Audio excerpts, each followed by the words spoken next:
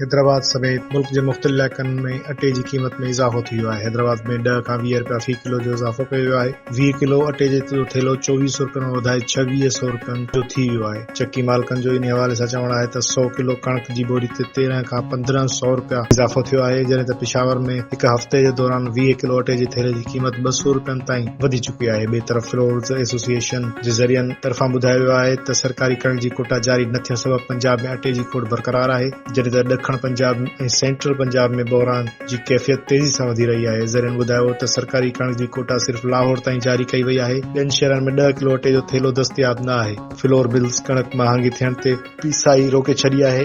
4600 रुपया फी मण कणक ख़रीद करे सस्ते अॻिते अटो विकिरो नथा करे सघूं। Group leader flour mills association Asim Rana ॿुधायो त खातो जेतिरी कणक ॾेई रहियो आहे ओतिरो अटो बाज़ार में उमाणे रहिया आहियूं। कणक जी खोट हुजण सबबि इहा महांगी थी वई आहे। गुज़िरियल साल जी निस्बत हिन साल कणक घटि जारी कई वई आहे, जंहिं जे करे अटे जी क़ीमत वधी रही आहे, अञा बि वधीक वधंदी। ॿिए तरफ़ खुराक खाते जे तर्जुमान मूजिबि सूबे में कणक 8 लख मैट्रिक टन मौजूद आहे। कंहिं बि क़िस्म जी खोट न आहे। पंजाब में अटे जो हिकु ई रेट आहे। तर्जुमान मूजिबि 10 किलो अटे जो थेलो 905 रुपयनि जो आहे, जॾहिं त 20 किलो अटे जी थेले जी क़ीमत 1810 रुपयनि ताईं पहुची वई। पंजाब में अटे जी क़ीमत न वधी आहे, न ई वठण ॾींदासीं।